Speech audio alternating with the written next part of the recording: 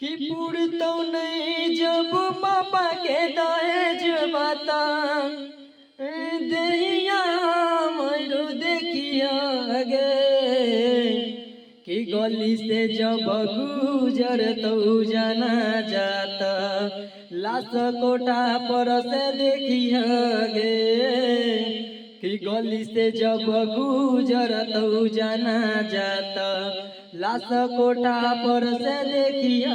गे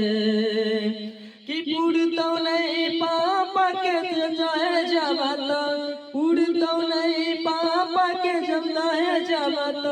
चेहरा मरो देखिया गे गली से जब गुजर तो जाना जाता लाश कोठा पर से देखिया गे